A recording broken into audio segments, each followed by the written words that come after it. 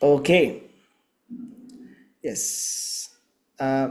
Chaitanya Mataji, kindly read this verse.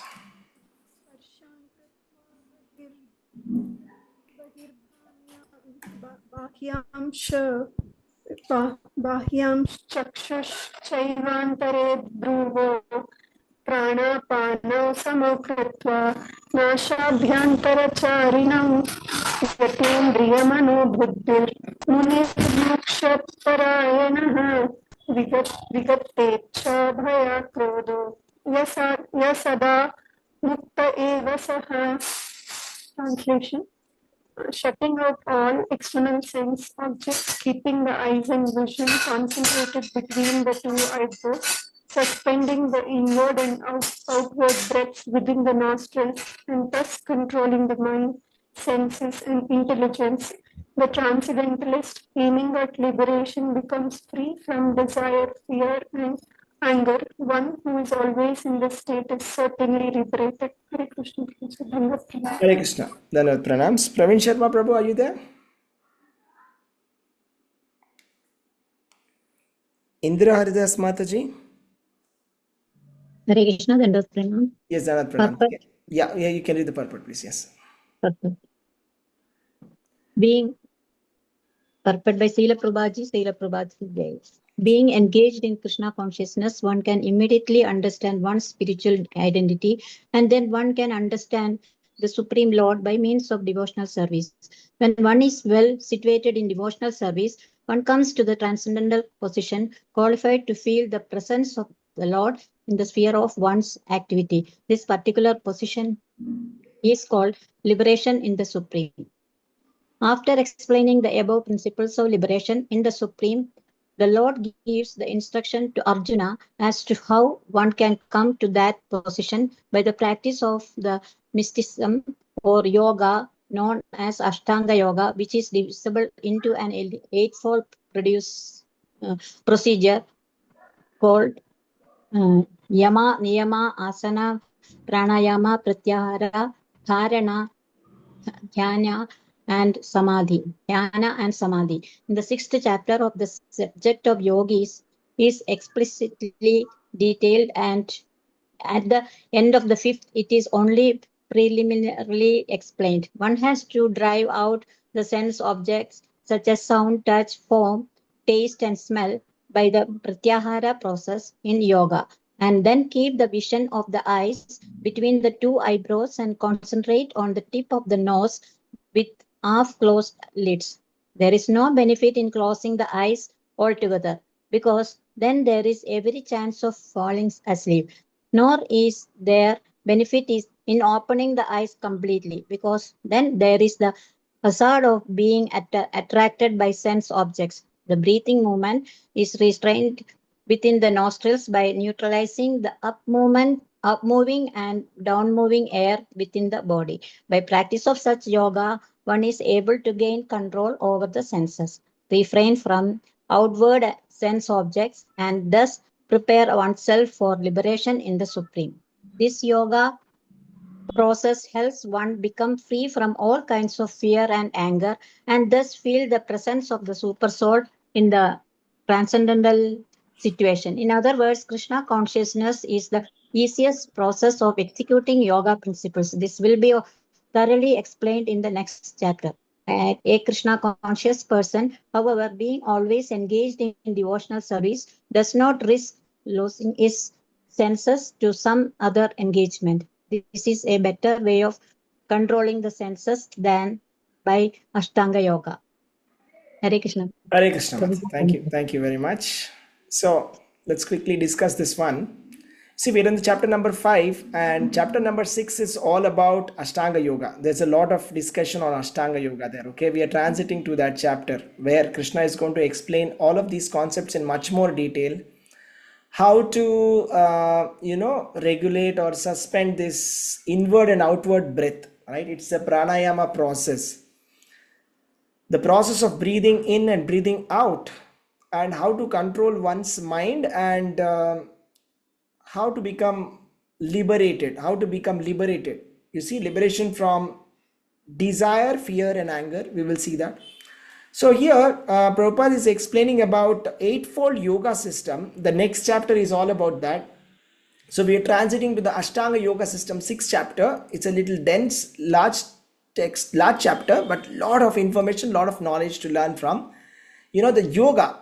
You see, Krishna, this Bhagavad Gita is also called as Yoga Shastra.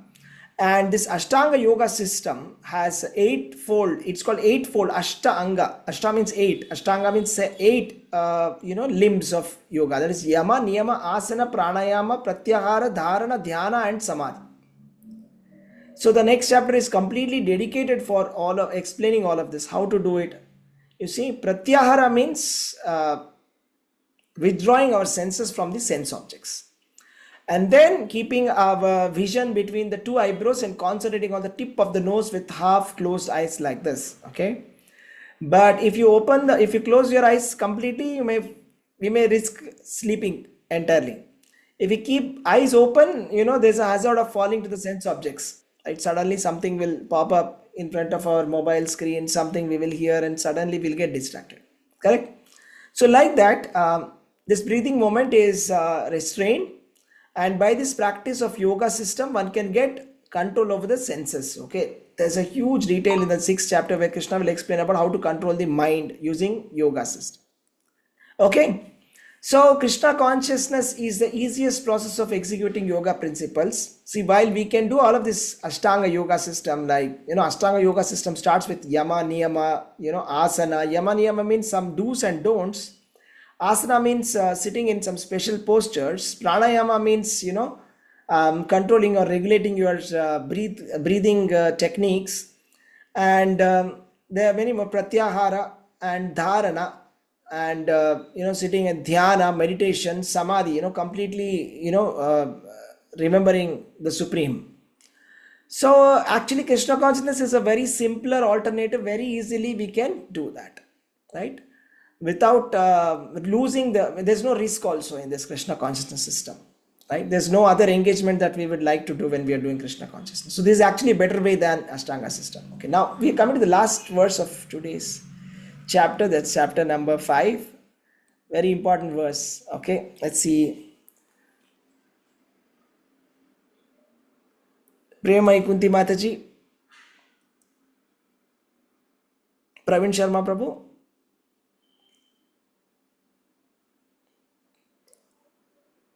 Yeah, Praveen Sharma Prabhu, would you like to read? Hare Krishna Prabhuji. Yeah. Yes, Prabhuji. Yes. Prabhuji, yes.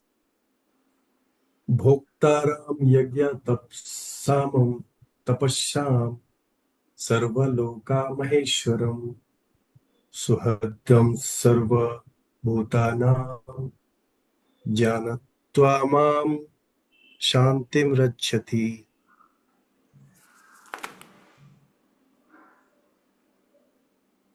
Translation, Srila Prabhupada ki jai. A person in full consciousness of me, knowing me to be the ultimate beneficiary of all sacrifices and austerities, the Supreme Lord of all planets and demigods, and the benefactor and well-wishers of all living entities, attains peace from the panges of material from the panges of material mysteries. Hare Krishna Prabhuji. Thank you. Hare Krishna. Anybody wants to read the purport? Oh, it's a purport is very large. Okay, let's skip it. Okay, we'll just skim through it. It'll take a long time if we actually go through this purport. Okay, so let's just skim through this purport here. So first point is that, this is the conclusive verse of chapter number 5. And this is also called as the peace formula.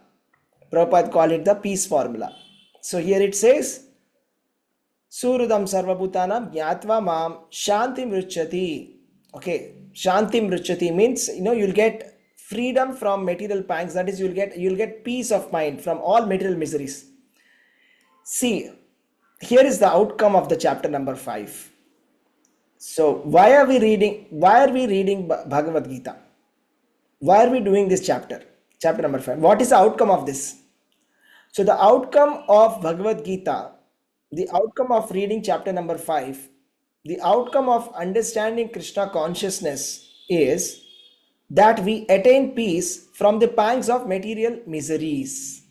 Material miseries. We're very much surrounded by so many miseries, and there is constant infliction of these miseries. Different kinds of miseries are there, right? Adi Daivika, Adi Bhautika, Adhyatmika, right? So this day morning, we saw news where there was a flood which swept away an entire village, right? In Uttarakhand, somewhere, yeah. So that's called Adi Daivika Tapa. That's one type of misery, right? And if you have any kind of a disease with respect to a mental or physical issues, physical pain or something, that's called Adi Adhyatmika. And Adi Bhautika means, miseries from the other living entities. So three types of difficulties: Adhyatmika, Adi Bhautika, Adi Daivika. And every human being actually is suffering from it. And when we understand this formula, let's see what this formula is. We can get relief from all kinds of miseries. That's the good news. So what's that formula? Let's see. A person in full consciousness of me. So it says Bhoktaram Yajnatapasam Sarvaloka Maheshwaram. A person in full consciousness of me, knowing me to be the ultimate beneficiary of all sacrifices and austerities. Bhoktaram Yajnatapasam Sarvaloka Maheshwaram. Sarvaloka Maheshwaram means the supreme lord of all planets and demigods. Suhridam Sarvabhutanam. Suhrit means, you see here, Suhrita means benefactor. A very good friend, benefactor and well-wisher. Benefactor and well-wisher. Suhridam Sarvabhutanam. It's not that Krishna is only Suhrit of Pandavas. He is a well-wisher of the Kauravas also. It's not that he is a well-wisher of only the Devatas. He is a well-wisher of the Rakshasas, Asuras also. He is not just the well-wisher of the devotees, he is the well-wisher of everybody, because he is the Father. Father is a well-wisher of every living entity, right? So if we have to understand his position, we have to understand who is Krishna, what is his nature, we have to understand more about Krishna basically. When you understand the nature of Krishna, that he is Sarvaloka Maheshwaram, he is the supreme personality of Godhead. There's nobody above him. He is the supreme lord of all planets and all demigods, of everything. Sarvaloka Maheshwaram. So if we understand this, that he is a well-wisher, benefactor, and whatever sacrifices, austerities that we are doing, ultimately it's all going to Krishna. It's all for the sake of Krishna that we are doing it. Then we can attain peace from all material miseries.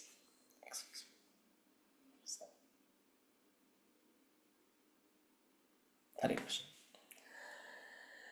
So this is the formula for peace. What is that? Lord Krishna is the beneficiary of all human activities. Everything that society is doing, the final beneficiary is Krishna.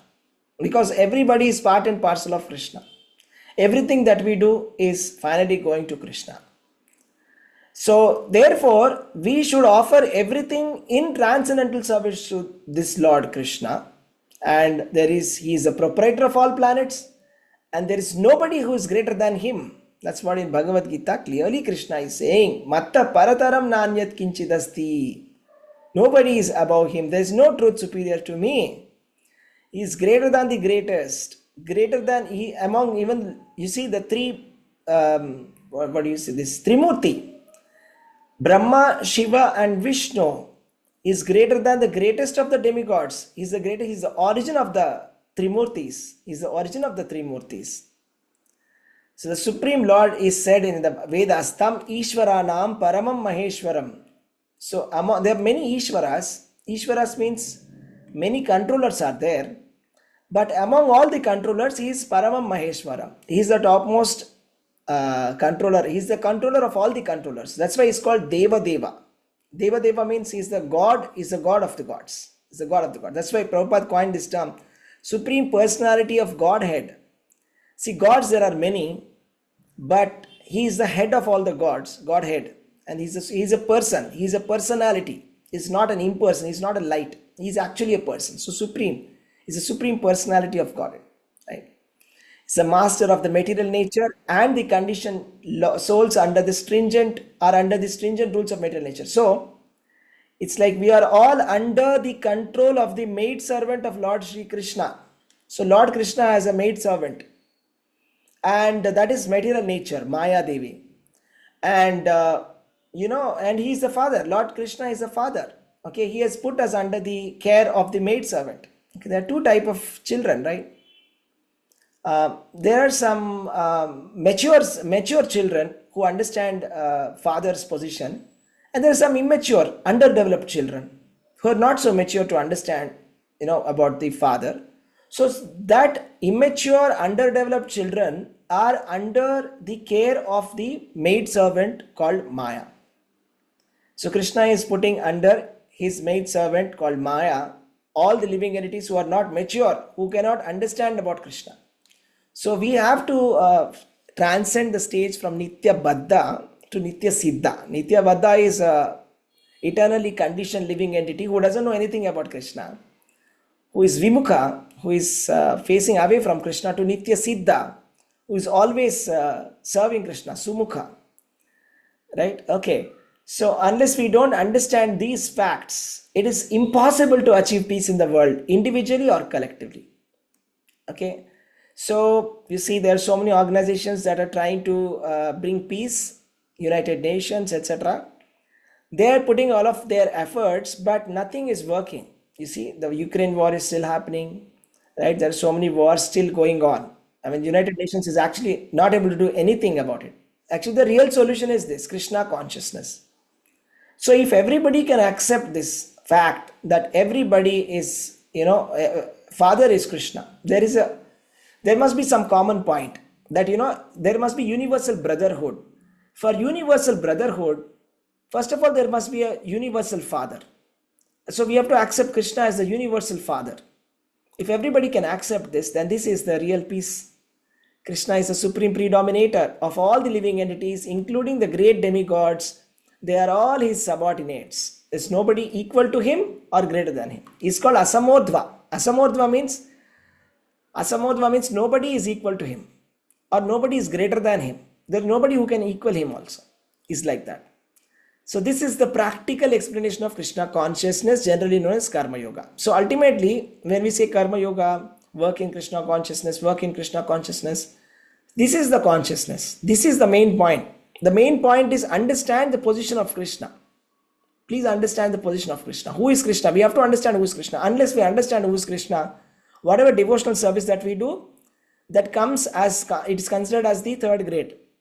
That is Kanishtadikari level. It doesn't come to the Madhyamadikari. It is not considered as a second class. First class, of course, is the Uttamadikari, who is always thinking about Lord, is a different level that we cannot imitate. But at least from third class, we should come to the second class devotee where we have clarity about who is God. That clarity is compulsory. And Krishna is giving that clarity. And he's saying, yes, this is the clarity. That, yes, I am the Supreme Personality of God. And somebody who knows that person will be peaceful and not the person who is not knowing this. So unless we accept it, we cannot proceed forward. Okay. So this is the point that we have to accept. Otherwise, we cannot proceed forward. Right. So it is like this, right? So when you're taking a medicine, you have to accept the instructions which are given on the dosage, which is given on the instructions given on the label. You cannot say, I will not, follow the instructions given on the label. I'll just, I have a syrup in front of me. I'll say, it says, adults take 2 to 3 teaspoons 3 times daily, but I'll say no, I won't accept this. I'll take 10 teaspoons daily. That is not correct. You're taking the medicine, you should accept whatever is given on the label. This is what is given on the label. You see, you're accepting Bhagavad Gita, you should accept this. We have to accept that Bhoktaram Yajna Tapasam Sarvaloka Maheshwaram. Krishna is the Supreme Lord.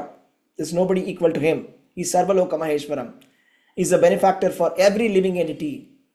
And once we accept it, once we cross that stage, once we get that clarity, once we cross that bridge, right, then we have made some progress. Then whatever we do, right, that is very peaceful. So this is called complete knowledge. This is called complete knowledge.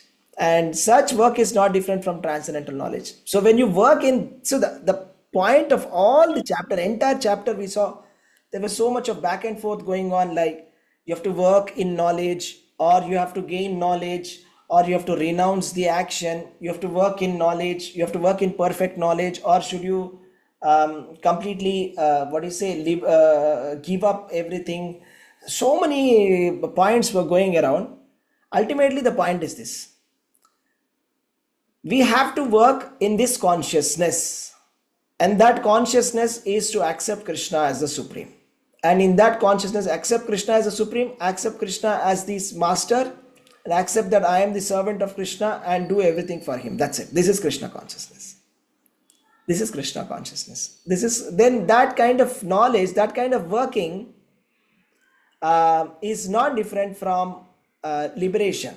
That is liberation. That is actually liberation. If somebody is able to completely accept, then he is liberated, right?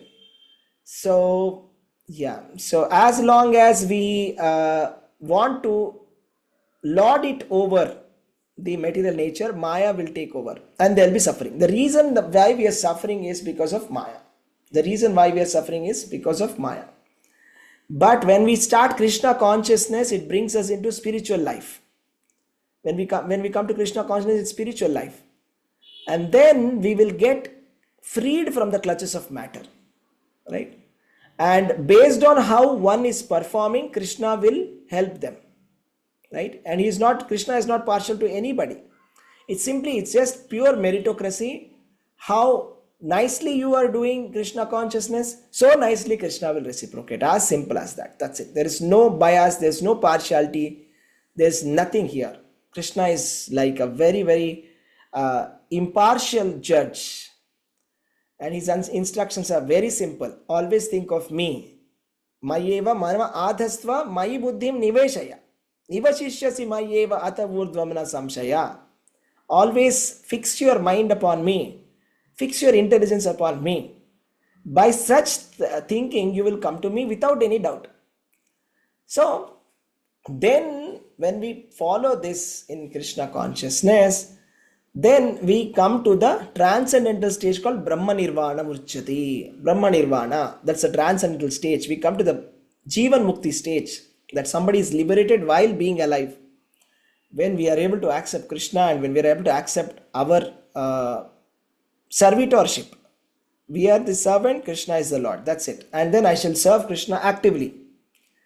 Okay, active service. So, there is the gradual process of elevation of Ashtanga Yoga, but this is only a preface perfection by devotional service, which can award the peace to human being, which is the highest perfection of life.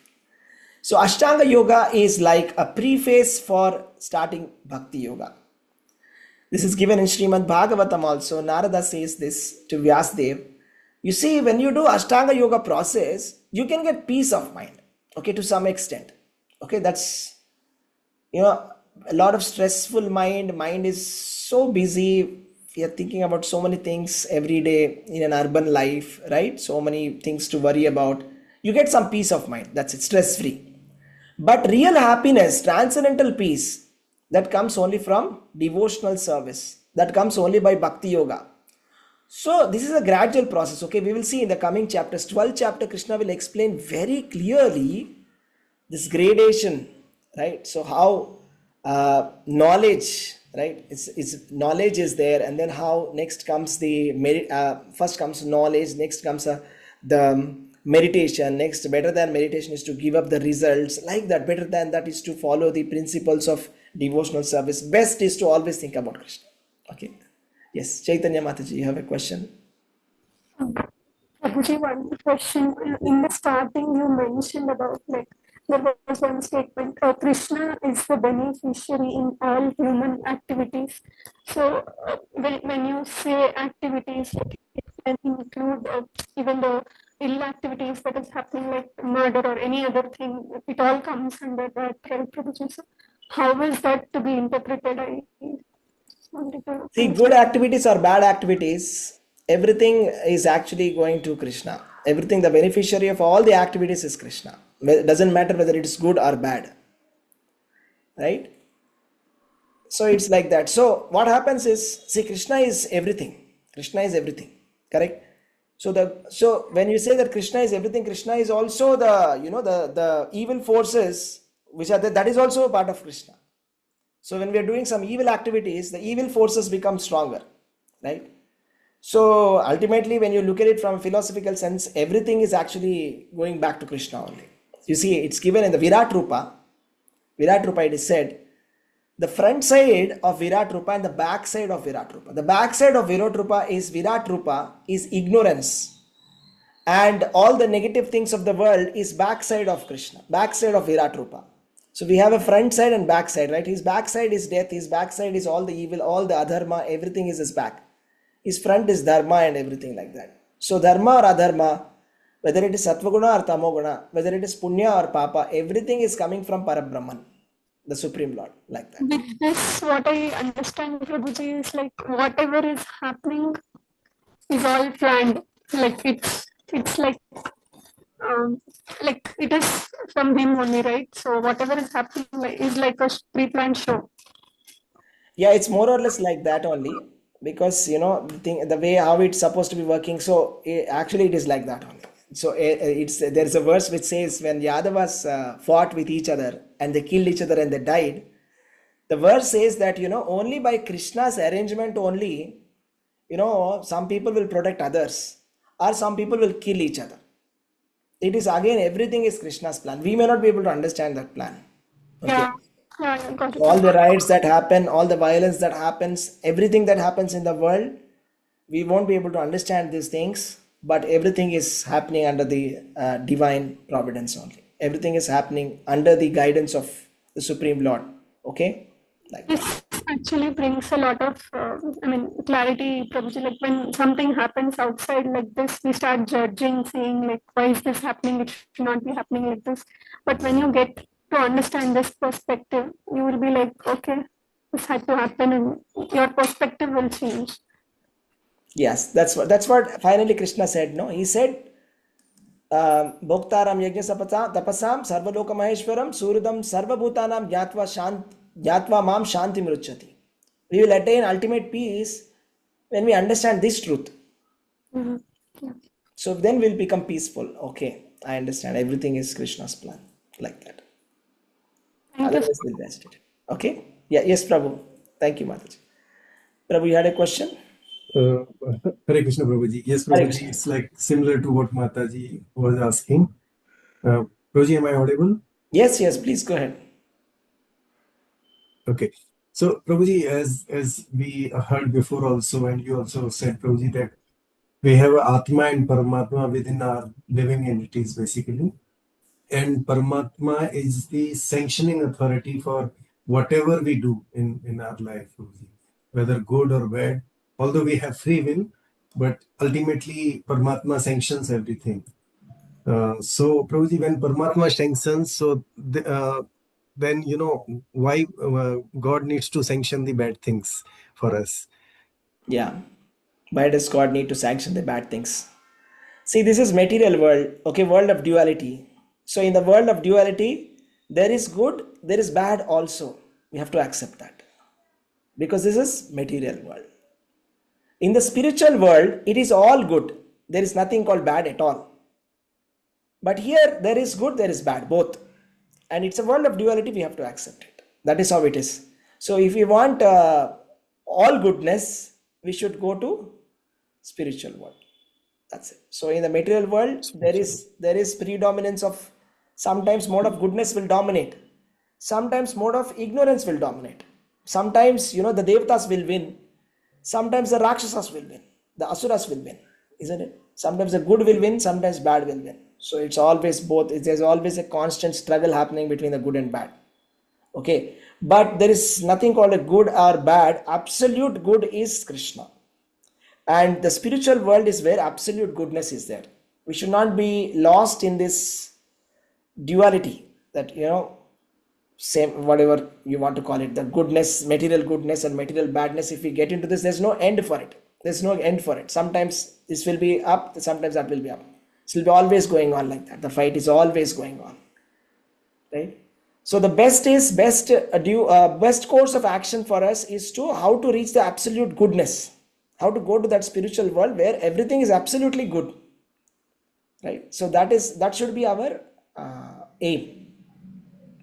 As long as we are here, it's not going to change. Okay, it's going to be more or less the same. That's what is Krishna saying. No, he's saying, Anityam Asukham Lokam. Anityam Asukam Lokam. He's saying this world is Anitya. That means temporary. Asukam. It's not happy world. Dukkhalayam Ashashvatam. Same thing in other words. It is a abode of miseries and it is temporary. So any intelligent person must think this very deeply, that okay, this is not a permanent place to be. Okay, there's nothing permanent here. And there's no happiness here. There's no real happiness here at all. So let me look for what is a permanent place and what's the real happiness, and we should be looking for that happiness. Okay? Is that okay? Anything else? Thank you, Prabhuji. No, thank you so much, Prabhuji. Okay, Prabhu. Okay. Hare Krishna Prabhuji. Hare Krishna Prabhu, Dandavat Pranams. Prabhuji, because of everything is happening at the mercy of this Krishna, but in this Kali Yuga, other continents like other countries, so many fellows butchering that animals, cows, other animals also, and what about their status? This thing after end of their life, when this one pass on away, what is their status? How they will the next janma they will be getting this thing? But how we see everything it is at the mercy of the this one instance of the Krishna only happening throughout the universes. So why that people have been not this one advised to not to kill these animals this one Prabhuji? So Yes, that Prabhu. It is like this, okay? Krishna is very impartial. First point is he's not partial to anybody. He is very impartial. yes. So whatever happens, he is going to give the punishment for that. Okay, reward and punishment both. It's not only punishment. He's not only giving punishment. He's giving reward also, both. So if they have done some good activities, they'll get good things, good karma. If they have done some bad activities, they'll get bad karma. Doesn't matter whether from different continent or our continent also, or our country also. Doesn't matter. It's the same. It's the same rule for everybody, depending upon what they do.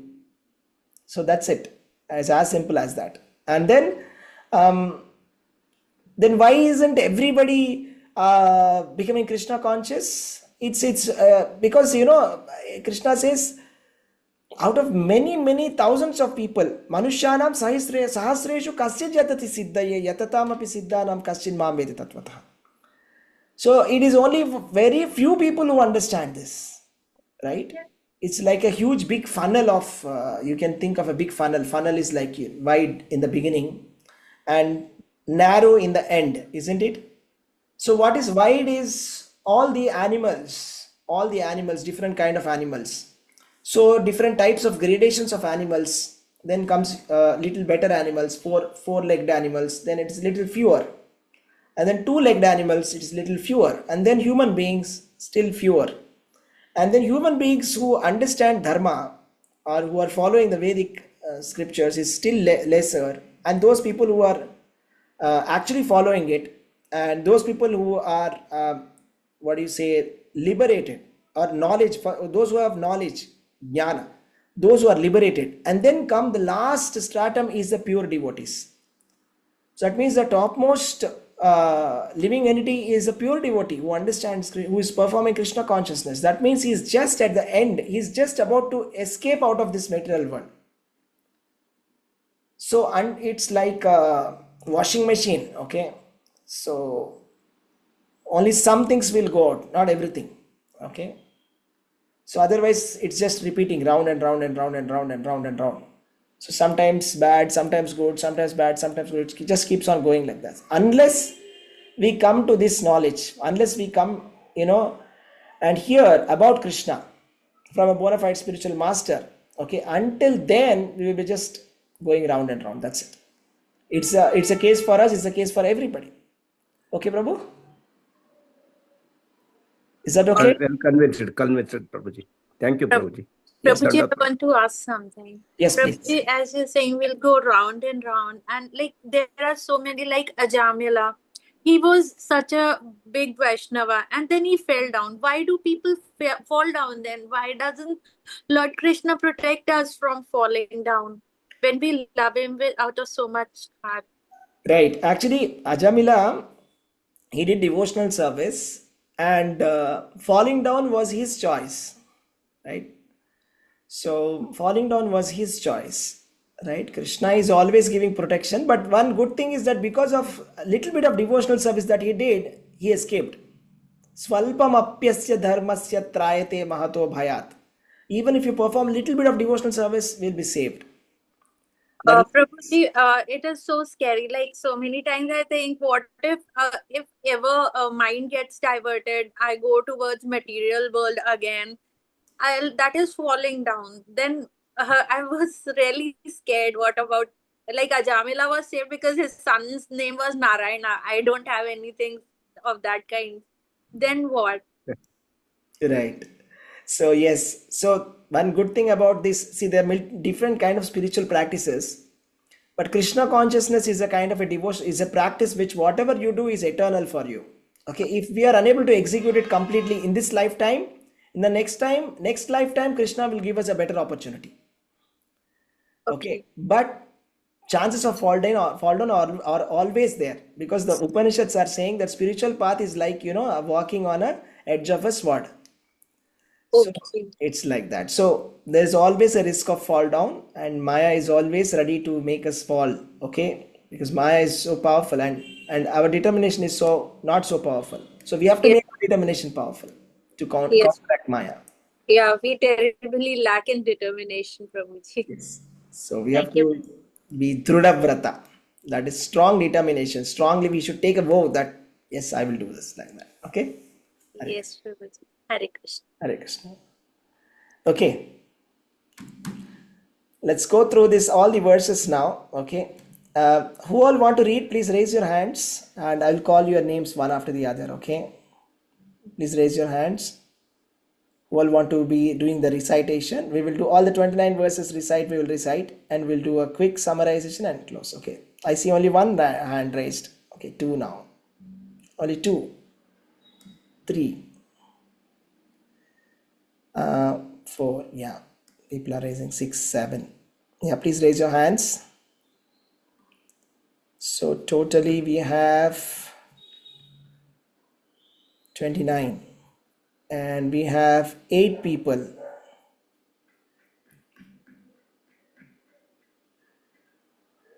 So Prabhuji, I'm a latecomer. Kindly include me. sure. Please raise your hand. Please raise your hand. Electronically raise your hands. Yes, 9 people. So everybody gets to read 3 verses. Okay. So let's start from the first one. Sonia Mataji, yeah, please read the verse and translation, like that. Okay, continue, please.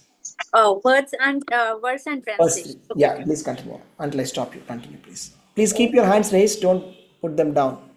जी प्रभुजी. ओम श्री परमात्मने नमः. श्रीमद्भगवद्गीता अथ पंचमोऽध्यायः. अर्जुन उवाच सन्न्यासं कर्मणां कृष्ण पुनर्योगं च संससि यच्छ्रेय एतयोरेकं तन्मे ब्रूहि सुनिश्चितम्. Translation by Srila Prabhupada ki jai. Arjuna said, O Krishna, first of all you ask me to renounce work, and then again you recommend work with devotion. Now, will you kindly tell me definitely which of the two is more beneficial? Text 2.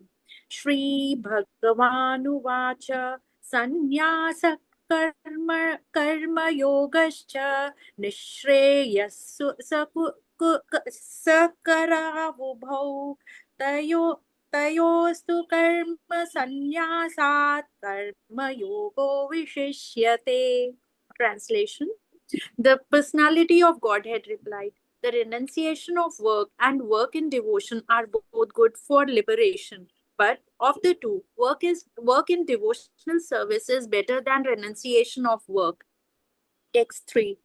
Jeyasa nitya sannyasi yo na dveshti na kankshati nirdvandvo hi mahabaho sukham bandhat pramuchyate. Translation: one who neither hates nor desires the fruits of his activities is known to be always renounced. Such a person, free from all dualities, easily overcomes material bondage and is completely liberated. O mighty armed Arjuna. Hare Hare Krishna. Krishna. Thank you, Thank you. Mataji. Thank you Yes, for the opportunity. yes, Mataji. Praveen Sharma Prabhu.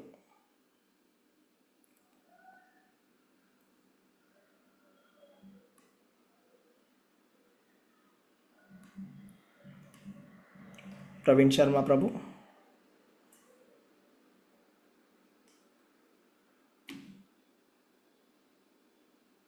Are you able to unmute? Sorry, Prabhuji, Yeah. I was on mute.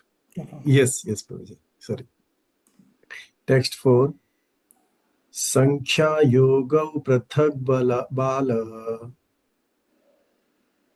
Pravadanti na Panditah Ekam Api Asthitah Samyak Ubhyor Vidante Phalam. Translation: only the ignorant speaks of devotional service, karma yoga, as being different from the analytical study of material words, sankhya. Those who are actually learned say that he who applies himself well to one of these paths achieves the results of both. Hare Krishna Prabhuji. Text 5. यत् संख्यः प्राप्यते स्थानं तद् योगैरपि गम्यते एकं साङ्ख्यायां च योगं च यः पश्यति स पश्यति. Translation: one who knows that the position reached by means of analytical study can also be attained by devotional service, and who therefore sees analytical study and devotional service to be on the same level, sees things as they are. Text 6. Sanyasastu mahabaho dukham aptum ayogataha yoga yukto munir brahma na chirendrigachati. Translation: merely renouncing all activities, yet not engaging in the devotional service of the Lord, cannot make one happy. But a thoughtful person engaged in devotional service can achieve the supreme without delay. Hare Krishna Prabhuji. Hare Krishna Prabhu. Sindhu Mataji. Next three verses. Should I continue this time? Okay. No problem. We'll do three verses each. Okay. Hare Krishna. Sure, Prabhuji. Thank Yeah, you. Hare thank Krishna Prabhuji. Thank you for the opportunity. Yes. Hare Krishna. Text 7. Yogayukto vishuddhatma vijitatma jitendriyaha sarvabhutatma bhutatma kurvanapi na lipyate. Translation: one who works in devotion, who is a pure soul, and who controls his mind and senses, is dear to everyone, and everyone is dear to him. Though always working, such a man is never entangled. Text 8-9. Naiva kinchit karomiti yukto manyeta tattvavid pashyan shrinvan sparshan jigran ashnan gachan swapan shwashan pralapan vishajan grinan Unsmishan nimishanapi indriyanindriyartheshu vartanta idi dharayan. Translation: a person in the divine consciousness, although engaged in seeing, hearing, touching, smelling, eating, moving about, sleeping, and breathing, always knows within himself that he actually does nothing at all, because while speaking, evacuating, receiving, or opening or closing his eyes, he always knows that only the material senses are engaged with their objects and that he is aloof from them. Hare Krishna Mataji. Thank you. Indra Haridas Mataji. Next three verses. Hare Krishna. Text 10. ब्रह्मण्याधाय कर्माणि सङ्गं त्यक्त्वा करोति यः लिप्यतेन स पापेन पद्मपत्रामिवाम्भसा. Purport. Translation. One who performs his duty without attachment, surrendering the results unto the Supreme Lord, is unaffected by sinful action as the lotus leaf is untouched by water. Text 11. कायेन मनसा बुद्ध्या केवलैरीन्द्रियैरपि योगिनः कर्म कुर्वन्ति सङ्गं त्यक्त्वात्मशुद्धये. The yogis, abandoning attachment, act with body, mind, intelligence, and even with the senses only for the purpose of purification. Text 12. युक्तकर्मफलं त्यक्त्वा शान्तिमाप्नोति नैष्ठिकीम् अयुक्तकामकारेण फले सक्तो निबध्यते. The steadily devoted soul attains unadulterated peace because he offers the result of all activities to me, whereas a person who is not in union with the divine, who is greedy for the fruits of his labor, becomes entangled. Hare Krishna. Hare Krishna. Thank you, Mataji. 1 minute. Chaitanya Mataji. सर्वकर्माणि मनसा सन्न्यस्यास्ते सुखं वशी न बद्धारे पुरे देहि नैव कुर्वन्न कारयन्. When the embodied living being controls his nature and mentally renounces all actions, he resides happily in the city of 9 gates, the material body, neither working nor causing work to be done. न कर्तृत्वं न कर्माणि लोकस्य सृजति प्रभुः न कर्मफलसंयोगं स्वभावस्तु प्रवर्तते. The embodied spirit, master of the city of his body, does not create activities, nor does he induce people to act, nor does he create the fruits of action. All this is enacted by the modes of material nature. नादत्ते कस्यचित् पापं न चैव सुकृतं विदुः अज्ञानेनावृतं ज्ञानं तेन मुह्यन्ति जन्तवः. Nor does the Supreme Lord assume anyone's sinful or pious activities. Embodied beings, however, are bewildered because of the ignorance which covers their real knowledge. Hare Krishna. Hare Krishna. Thank you, Mataji. Sunita Mataji. Next 3 verses. Hare Krishna Prabhuji.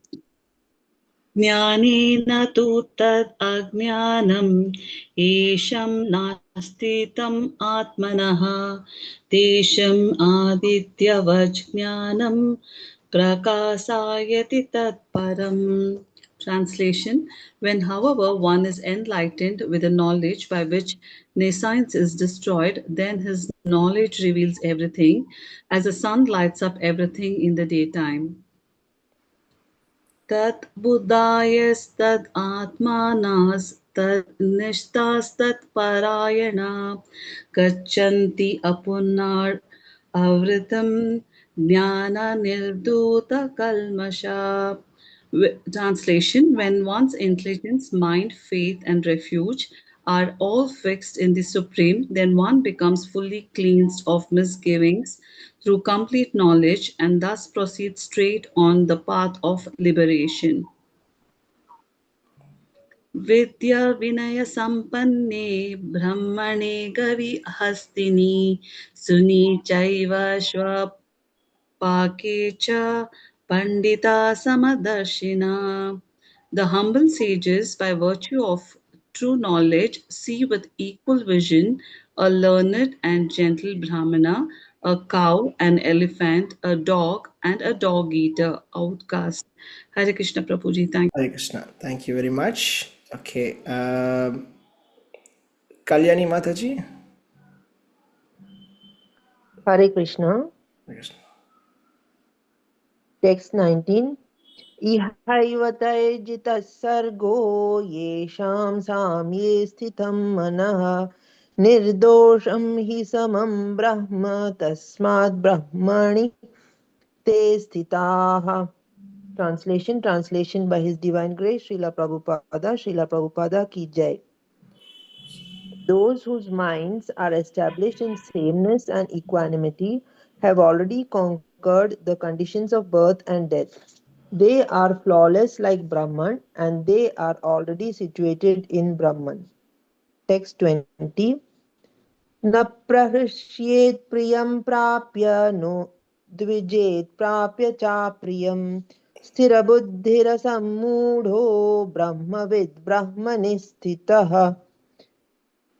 A person who neither rejoices upon achieving something pleasant nor laments upon obtaining something unpleasant, who is self-intelligent, who is unbewildered, and who knows the signs of God is already situated in transcendence. Text 21. बाह्यस्पर्शेष्व असक्तात्मा विन्दत्यात्मनि यत् सुखम् स ब्रह्मयोगयुक्तात्मा सुखम् अक्षयमश्नुते. Such a liberated person is not attracted to material sense pleasure, but is always in trance, enjoying the pleasure within. In this way, the self-realized person enjoys unlimited happiness, for he concentrates on the Supreme. Thank you, Prabhuji. Hare Krishna. Hare Krishna Mataji, thank you. Sita Devi Mataji. Hare Krishna Prabhuji. Hare Krishna. Text 22. yehi sparshaja bhoga dukha yonaya evate adi antavantah kaunteya na teshu ramante buddha. Translation: an intelligent person does not take part in the sources of misery, which are due to contact with the material senses. O son of Kunti, such pleasures have a beginning and an end, and so the wise man does not delight in them. Text 23.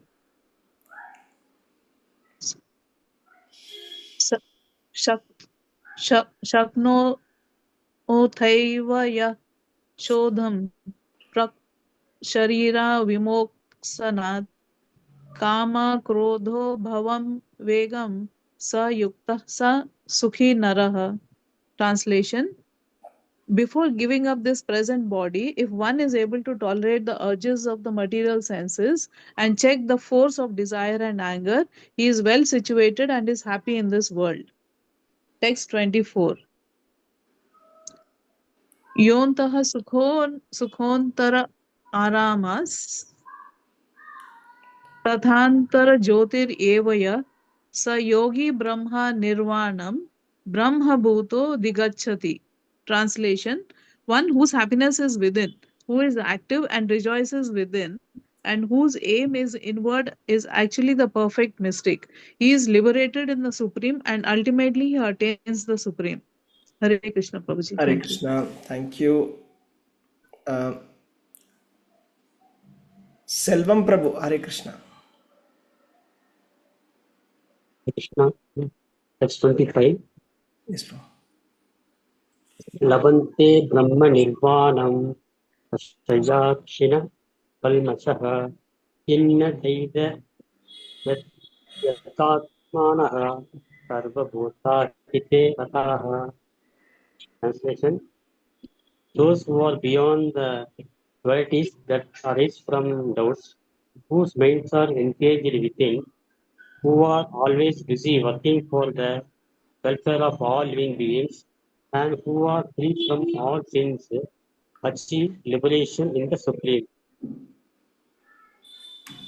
Okay, sorry. 26, right? Text 26. Text 26. Kama Krodha Vimuktanam Yatinam Yata Chetasam Abhito Brahma Nirvanam Vartate Vaditatmanam. Translation: those who are free from anger and all material desires, who are self-realized,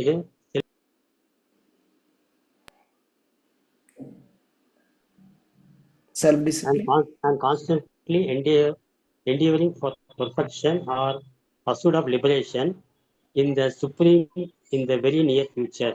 Okay. Thank you, Prabhu. There are two verses here. Okay. We'll ask anybody else who has not got a chance. Anybody who wants to read now? Hare Krishna. Yeah, not yet. Yeah, Hare please go Krishna. ahead. Go ahead.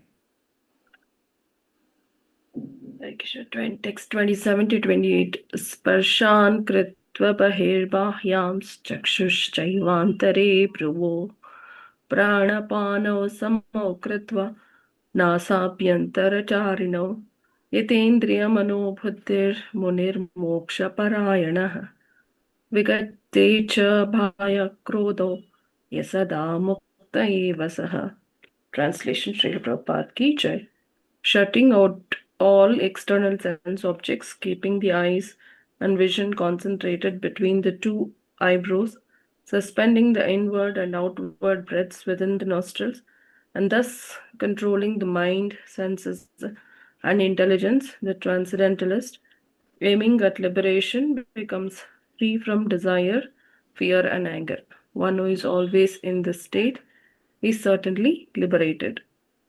Thank you, Mataji. Hare Krishna. We'll give chance if Thank you. anybody Thank else. you, Prabhuji. Hare Thank you very Krishna. much. Thank Hare you, Prabhuji. Yeah, Hare Krishna. Yeah, go ahead. I won't be able to give everybody chance. Janavi Mataji, go ahead. Sorry, only one verse left. Text 29. Bhoktaram yajna tapasam sarvaloka maheshwaram Sutam sarvabhutanam natva mam santim rachati. Translation: a person in full consciousness of me, knowing me to be the ultimate beneficiary of all sacrifices and austerities, the supreme lord of all planets and demigods, and the benefactor and well-wisher of living entities, attains peace from the pangs of material miseries. Thank you, Prabhuji. Hare Krishna. So we have completed the chapter 5 recitation. So we'll do a quick summary. What is it that we can take away from this chapter? Okay, let's see. What are the kind of reflections? Okay. So a simple thing. Okay, let us say you may be a student, you may be a working person, or you may be a homemaker, or you may be a householder. Doesn't matter who you are. Okay, the important point of this chapter is that you don't need to renounce your work. You don't need to renounce your family life or stop household work for the sake of spirituality. So whatever you're cooking, whatever you're cleaning, whatever you're caring, right, do it as seva, devotional service to Krishna. And we should learn to be peaceful, whether we're going to get some success or failure, doesn't matter. We do our duty well, right? So some practical tips is, you can cook meals for Krishna, offer them to Krishna, right? While you're doing your activities, you can chant, right? And you can serve your family, and you can think that, okay, I'm serving, parts and parcels of Krishna. I'm serving devotees of Krishna. I should think like that. So then everything becomes a service, right?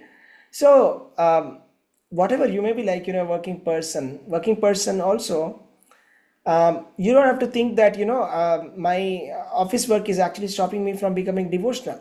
You just have to balance. Okay, you just have to put the big stones first. What are the big stones? You see, chanting your rounds. Okay, whatever number of rounds that you have decided to chant, that should be in your schedule. That should be the big stone. That means that should be the first block that you will be blocking your time. Okay, no matter what, there's no negotiation. You should think like that. And beyond that, you will do all your office duties, everything, right? So even while working also, you can remember in between, we were hearing in the Gita master class, Harilila Prabhu gave a very wonderful suggestion. He said, even when you're working, when you're taking a break, right, you can read one verse of Bhagavad Gita. When you can read some purport, you can listen to some, one of the lectures by Srila Prabhupada for 5 minutes. While you're driving, you can do it. When you are traveling, commuting to work, you can do it, right? So there is a nice app. Okay, I'll share it with you. Okay, Prabhupada Audio. Okay, where there's a mobile app also available for this Android app called Prabhupada Audio, where Prabhupada lectures are there. So they're so wonderful. Okay, and there's one more device also called Vaikuntavani. I just ordered that. Okay, and my wife Priyamai Puja was like, wanting to listen to it. And when she's cooking, whatever she's doing, she'll listen to that lectures and she'll be hearing and she'll be doing it. So awesome, it is so wonderful. Like when I used to be driving, I remember when I used to be working in Bangalore, okay, I used to be driving, it used to take me almost 1 hour 30 minutes to drive. So all through that I used to be driving and hearing Prabhupada lectures. So they're so powerful. Okay, so your mind becomes completely Krishna conscious. Okay, what will you do when you're commuting? I mean, of course, there will be some catch up that you want to talk to your relatives, friends, and feel good. But if you can limit that and do this more, it will be nice. If you have to spend some time with hearing also, that will be very nice, right? So, or what we can do is whatever we are earning, we can donate it a little bit for the spiritual cause. Right now, simple words. Krishna Janmashtami is coming, such a big festival, right? And done in such a big scale. There is so much of food distribution that's happening, so much of celebration that's happening. There's so much of resources that are required. You can go and give some Lakshmi to one of the ISKCON temples, right? So that makes your work spiritual. See, I'm telling you some practical tips out of this chapter number 5. We're talking about working in Krishna consciousness. What does that mean, right? So what about students? Right? Students, you have to work, you have to study, but to serve Krishna like that. It should not be like, it's not for boosting our ego that we want to get the first rank or something. But of course, if you can get first rank and if you give it to Krishna, that is the best. It's like, giving the best thing to Krishna. So do your best and let Krishna decide. So I remember this was very helpful for me, these principles of Bhagavad Gita. When I was studying also, it was very helpful to stay sane and to be able to work well in office also. It was very useful. In every ways, this is very useful, okay?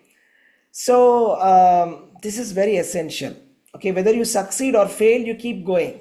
That gives you a lot of resilience. Okay, people are talking about, all the world leaders today are talking about building resilience, right? Creativity, resilience, right? And different kind of skills that people are talking about, right? Leadership skills, etc. So resilience is a skill that you can get from Bhagavad Gita. Very powerful. I mean, ability to accept failure. Okay, there are some, I've heard one of the author of a book, okay, is a best-selling author. Millions of books copies sold. He was telling in his speech that, he approached so many publishers to publish his book. And he got rejections one after the other, continuous rejections. So he got rejected 50 times, 50 rejections. Seriously think about it. How many rejections can we handle?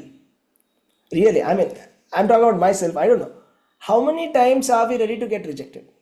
Let's say if you're going for an interview, what happens to us after 5 rejections? Tell me, after 5, what happens after if we fail, an exam 3-4 times? Comes down, Srihari. What happens next? Yeah. We lose interest and we'll stop doing it, isn't it? Certainly not. We are gaining an experience. Yeah. Like what to do best for next time. So you have to keep going. You have to keep going, right? So resilience, okay, doesn't matter success or failure. You should do it as your duty, okay? If that's the only thing that you have, that is to be done, and there's nothing else that can be done, just keep doing it, okay? And success will come for sure, okay, one day or the other. And doesn't matter whether success comes or not. What is important is that you attempt. And what can married people take away from this chapter? Married life is not a blockage to liberation, like many people believe. That liberation means, okay, here is a king who was all the time he was engaging in wars, killing so many people. Okay, at the end, when he's coming towards his old age, he will leave his home and go to some forest, and then he will try to do some tapasya to abnegate his sins and to try to get liberated at that point of time. This is the traditional formula that we know, is it not? So this is the traditional formula, okay? When any king becomes very frustrated, they want to give up everything and they want to go to the forest. They will feel like, I want to give up everything and I'll just go to the forest. Frustration. So a lot of people feel, okay, so maybe that's the thing. I'm not ready. A lot of people say this. I'm not ready for Gita. There's still a lot of time for me. I'm just 50 now. I'm just 60 now. Like that. A lot of people think like that. But what is an important takeaway from this chapter is, see, married life is not a block to your liberation. So it is not necessary that you have to stop everything and then you should do only Krishna consciousness. It's not like that at all. There are so many shining examples of devotees who are married and still great devotees. Right? Talk about Dhruva Maharaj, talk about Prahlad Maharaj, talk about Arjuna, talk about Vidura, not Bhishma. Of course, Bhishma was not married, but he was in middle of everything. He was middle of the Kurukshetra politics, but still Krishna conscious. So don't idealize everything is the point. Okay, don't wait for an ideal day where there's nobody who will disturb you and everybody in the society will say, okay, we have no expectation from you. You can just chant and we will all clap for you if you chant. That is not going to come. That day is never going to come.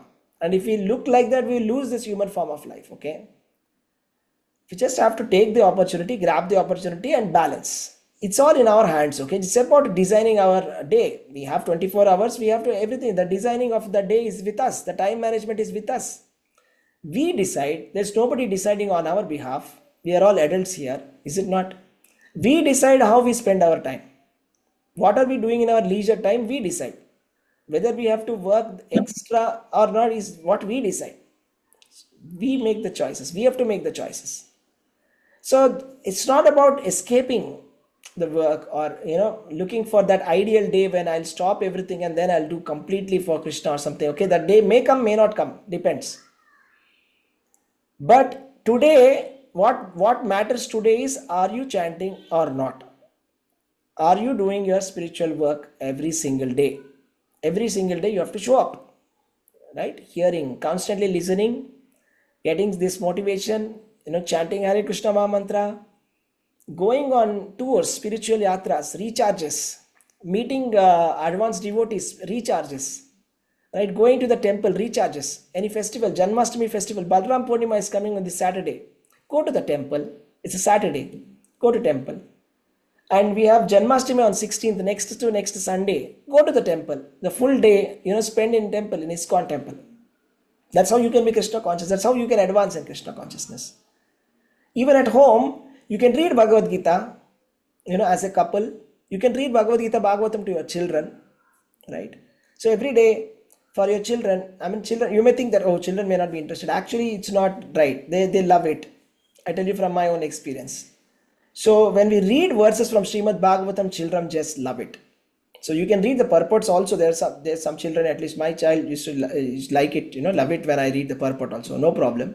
There may be some people, who don't like or understand the purport. Then you can read the translation only. But still children very much like it. So you must read Bhagavad Gita as a couple or as a family together. Read, just sit down, assemble and read one verse, read the purport and chant for some times. How nice it would be. The entire family comes together for 15 minutes or 20 minutes, read one verse, read the translation, okay, have some discussion, chant, finished. Every single day if we do that, just imagine how powerful, how much difference will come in consciousness in the family. Is it not? So this is the takeaway, okay? You don't have to change your position. Change your consciousness. That's the instruction of Lord Brahma in Srimad Bhagavatam. Sthane sthita sthitigatam tanuman manobhi jnane prayasa udapasya namanti eva. So he says, Lord Brahma is saying, stay wherever you are. Chaitanya Mahaprabhu also saying the same thing. Stay wherever you are. Don't have to. Krishnera samsara kari chhadi anachar. Bolo Krishna, bhajo Krishna, karo Krishna shiksha. Krishnera samsara kari chhadi anachar. Leave all the anachara. And your family life only just purify it by changing consciousness, by offering your work to Krishna, by working with detachment, with devotion, with discipline, right? So Prabhupada says even a sweeper also can become Krishna conscious. So in the sweeper on the street, right, sweeping every day, we see. If he thinks that, I'm sweeping it for Krishna, that is Krishna consciousness, finished. So it doesn't matter what social profession you are into, what you are doing, whether it's a higher profession, lower profession, you are an IAS officer, you are a big doctor, or you are a peon, or you may be nothing also. It doesn't matter. Whatever you are, it doesn't matter. Okay, your social status is not important here. What is important is your consciousness. What is your consciousness when you are working? That's it. Just change your consciousness and take out some time for Krishna. That is as good as the advanced sages who are renouncing and doing so many things, and you are getting advancement just being at home at the comfort of your house. In fact, in Kali Yuga, sannyasa is forbidden. That we should not take sannyasa is one of the things that's forbidden in sannyasa. That is in Kali Yuga. Kali Yuga sannyasa is not allowed, for your information, because it's a very risky age. We are seeing to all those sannyasis, different swamijis, how they are falling down, right? So because Maya is so strong and the society is not in a position, or it's not so serious or strict or having such kind of standards now, okay? So it's not at all. This Krishna consciousness is not about sannyasa. It's about consciousness. If you can give your results to Krishna, instead of satisfying our senses, give the result to Krishna. This is the main point. If we can offer the food to Krishna, if we can offer whatever we gain to Krishna, that is called mental detachment, mental renunciation. If we can mentally be detached and work, that will give us peace of mind. That will give us peace of mind. So then actually it will improve the relationships also. People may think, okay, maybe my relationship with my partner will be gone because of this, because I am mentally detached and one day I'll be. It's not like that, okay? You will appreciate people at a deeper level. Rather than looking at the other partner as a body, you'll start looking at that person as a spirit soul, and you will have deeper level of empathy towards the other people. So your relationships will actually improve when you are doing Krishna consciousness. Okay, so this is very interesting and very important, right? So, and whatever property that we have, we should be using it in Krishna consciousness. Simple. Because we have to just understand that this is not ours. First of all, this is originally belonging to God. God has given it to us as a custodian. So we have to act like a custodian, just like a cashier in the bank. A cashier is counting so much of money in the bank, but never does the cashier think that, oh, I've got so much money now. Today I've got so much. I'm so rich now. Cashier doesn't have any happiness. Even if 10 crores extra come to the bank, cashier is not so happy. If 10 crores go also, it's in loss also, bank, cashier is not happy, because it knows that it's not mine. Cashier is doing his job. That's how we should be. Just look at your home as a temple and duty as a service. So like this, overall, we should try to get knowledge, act in knowledge. Acting in knowledge means understanding who I am, understanding who is God. And this knowledge has to come from a bona fide spiritual master. This is very important. This knowledge, we have to pick it up from the bona fide spiritual master. And this is Krishna's instruction that we have to take it from the bona fide spiritual master. And when we take that knowledge, the knowledge dawns upon us. How does it dawn upon us? Just like the sunrise is dispelling darkness. Slowly, we will become more and more enlightened. And one of the takeaways that we take from this chapter is that we should not judge people by external appearance or external dress. When I say external dress, it can be caste, or it can be economic status, it can be beauty, it can be social status. We should start looking at people as living entities, as somebody. Paramatma is present in this living entity. Nobody is worthy of my hatred. Nobody is worthy of my hatred. I don't want to hate anybody, because in everybody Krishna is there. Like that, this equanimity is the sign of real spiritual progress. We have to start practicing this equanimity, right? There's a lot of speeches that happen about equanimity in the society. They says, first line of our constitution says that in the eyes of law, there is no differentiation. Everybody is equal in front of the law. But still we have reservations. We have so many differentiation. Is it not? We have class A officer, class B officer, class C officer. You're saying everybody is equal in front of us. And again you are saying class A, class B, class C, class D. What is that? So anyways, that may be practical realities. But as far as we are concerned, when we are in spiritual practice, we should, at least mentally, we should not have the such kind of a difference. Okay, the only difference that we should have is, here is Krishna, and here are the practitioners who are doing Krishna consciousness. They are devotees, and here are some people who are innocent, who have no idea about this Krishna consciousness. Like that, we should differentiate. That's it.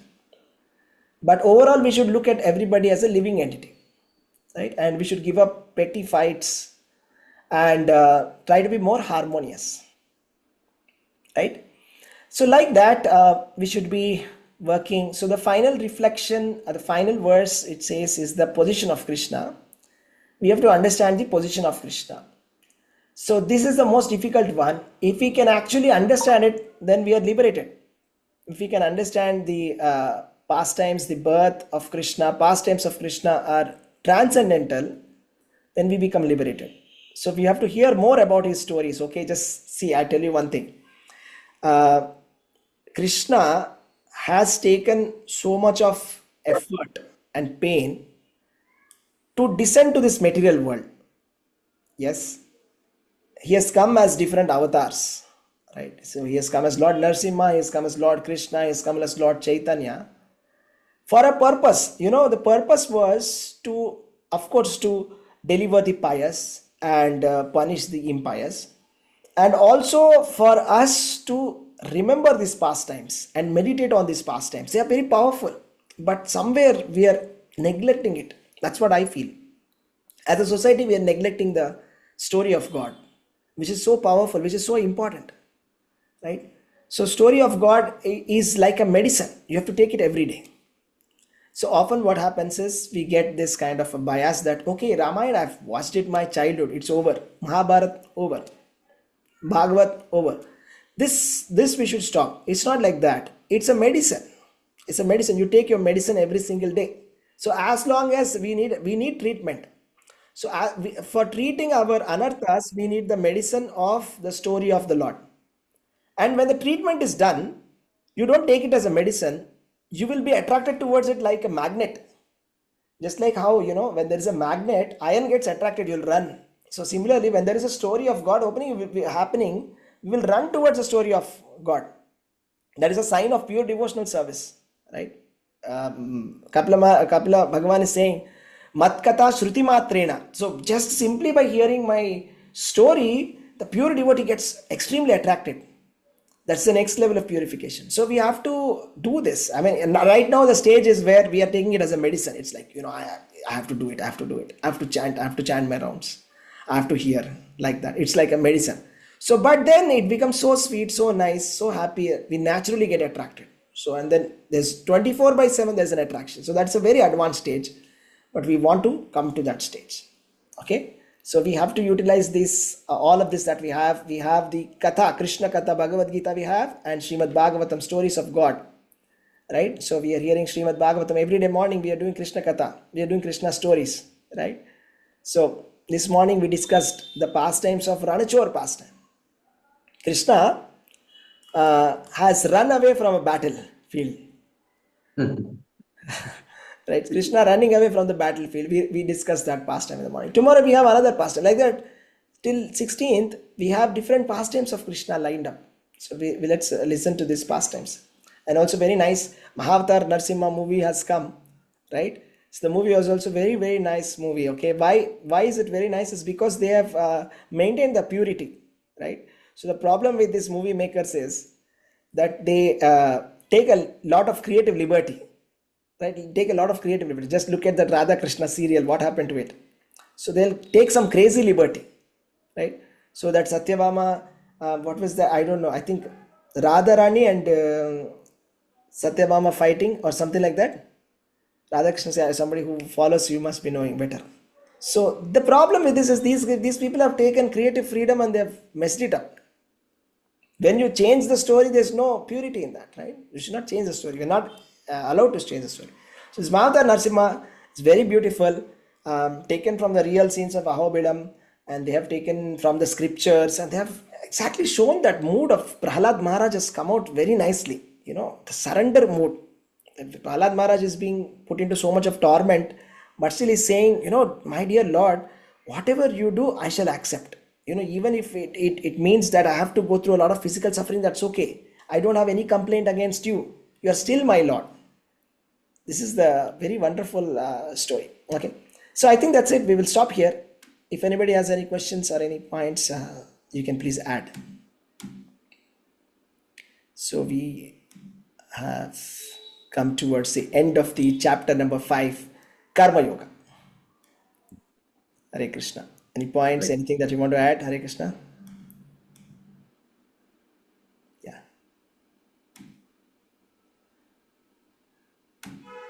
Very nice, Prabhuji. Thank you.